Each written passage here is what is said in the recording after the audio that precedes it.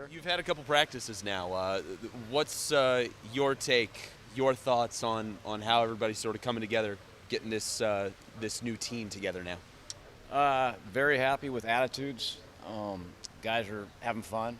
They're enjoying practice. They've been waiting a long time to get back out on the field. Spring ball is a great time because you're not worried about an opponent. You get to make yourself better. And for coaches, that's a blast. Another thing that's really neat for us is we're trying a lot of new guys in different spots. And we've had a lot of guys that haven't played that are getting reps in different spots. And so with that, it's a learning process. And it's for coaches, that's what we're in the business for. It's fun for us. Who are some of those guys that are getting reps, new places, new spots? Well, the quarterbacks. We got a couple new quarterbacks. One that graduated early, Travis, who hasn't played a lot because of injuries, back in the fold, and the transfer Dakota. Last year we played 4 running backs, but we're trying to do some different things with those guys. Evening out the reps. And then we're playing a lot of offensive linemen that have never played for us, that we redshirted last year, that are all doing good things. So what about Charles Nelson? Has he been on the offensive side of the ball a lot, or? Yeah, we're still doing both. Right now he's focusing on offense, but that's kind of a work in progress. We haven't decided what we're going to do there, but right now we're focusing on offense. You didn't sign anybody in running back. Is Kurt Merritt maybe or somebody else maybe as a running back? Kurt Merritt is working outside right now as a receiver, and then our running backs are Royce, Taj, Tony, and Kenai. Dakota was saying yesterday that he's new, he's learning, he's still getting used to it. In the short time that you've sort of been around him, short time that you've seen him practice, what's your sort of early assessment?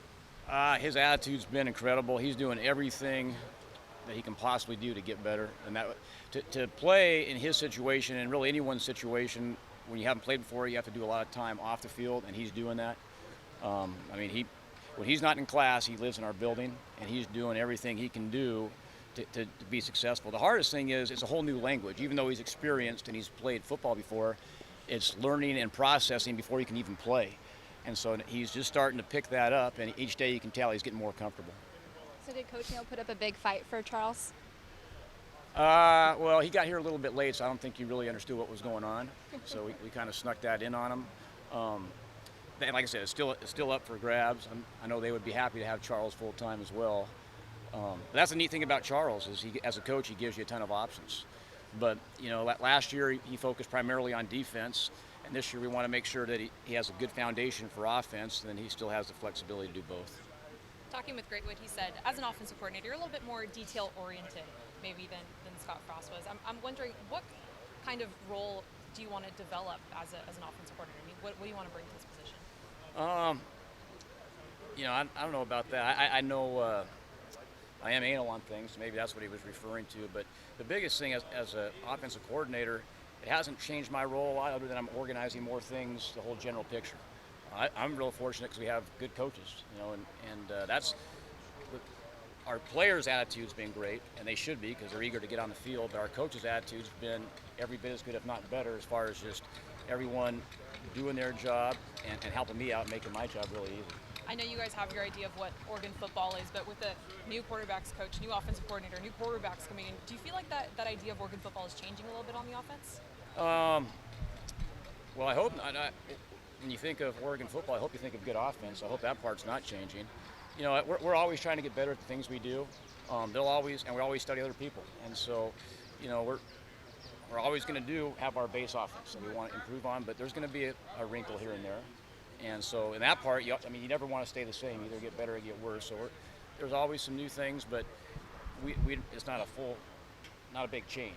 I think people, when they watch our offense, hopefully they'll see us just get better at what we've already been doing. Greatwood's voice is also getting a bit hoarse and yelling at a few people just for the start of spring ball. Wondering how you're adjusting to these first 2 days. That's good. Similar, we play the music so loud. Sometimes they can't hear you, no matter how loud you are. And Coach Greatwood's doing a great job. That's a big question mark for us. When I say question marks, it's got a bunch of guys that we're very excited about, but they're unproven, and so everything's new to those guys. And so every day they get a ton better, but it's a lot of little things. And so it doesn't matter how much the coaches know, it's about how much our players know. And like I said, they're doing everything they can to everything that we're asking of them. But we got, as coaches, what we're trying to do is just keep it simple so our guys can play. And that's our biggest challenge, because we all have a whole bunch of ideas, but what can our guys handle and execute and play fast at? How are you distributing reps at quarterback right now? So we're giving Dakota a lot of it's hard to rep 5 guys, but right now with Dakota in the mix, Travis and Terry, we want to give those guys the majority of the reps. And what we've explained to Jeff and Taylor, and they've been awesome, they've been studs. If you're new, the only way you can really learn what's going on is you have to be thrown into the fire. Okay, so we're throwing those guys into the fire, and they haven't proven it yet. They got to still prove it, but we want to see what they can do. And the only way you can do that is give those guys the majority of the reps. So that's kind of what we've been doing. How's Terry looking so far? Really good, really good. You know that there's so many things that go through the quarterback's head when he gets up to the line of scrimmage just to get the snap, to read the signal and to get the snap. And then that was day one. And now today, you could tell he was just so much more confident going out there. Okay, I understand that. I know how to line up. I can get the snap, and seeing everyone else and how everything else works. That's the biggest challenge for the quarterback, is they've got to know everyone's position. So it's harder, and the learning curve is a lot bigger. But his attitude's been awesome. You know, that's what we've told him and all those young guys. We know you're going to make a ton of mistakes. That's how you learn. If you're not making mistakes, we're probably not pushing the envelope. But we want you not to dwell on it. Learn from it and move on, and they've done great about that. You know, they're making mistakes, but they're moving on from them, and they're not making the same mistake twice.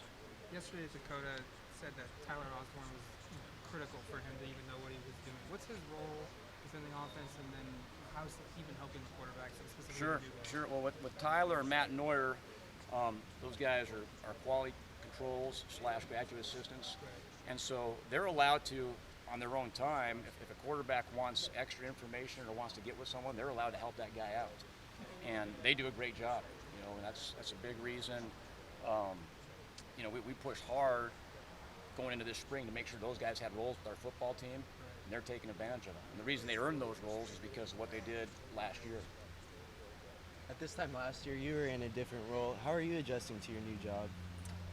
Well, I'm enjoying it. You know, each day is a little bit different. There's new stuff. Again, what makes my job easy is I'm around a bunch of great coaches that make it easy on me. And what a coordinator does just kind of interacts with other people and tries to organize the big picture. But it hasn't changed a ton. I mean, I'm still coaching the receivers. I try to get a little more involved with the other positions, and just making sure, you know, what time we're meeting, what time we're stopping. Hey, let's do a little more of this or a little less than this. And but it hasn't changed a ton. I still get here early and leave the exact same time, but I'm having a lot of fun doing it. Pads aren't on yet, but are you seeing the athletic ability, the speed, the quickness in Dylan Mitchell that you thought you would see on film? Sure, and that's very hard for a new guy to play with speed that we saw on tape, because they're thinking. And that's our goal as coaches, to get those guys to not think and just play, because then they actually play their speed. Even Devin Allen, who's one of the fastest people in the U.S., when he got here, he looked slow because he would get the signal, think, and then wouldn't play fast because he was thinking. So it takes those guys time. That's our biggest challenge as coaches, to get those guys in a process where they don't have to think, they can just react and just run. But he's ahead of where I thought he would be. He really is, and he's a special talent.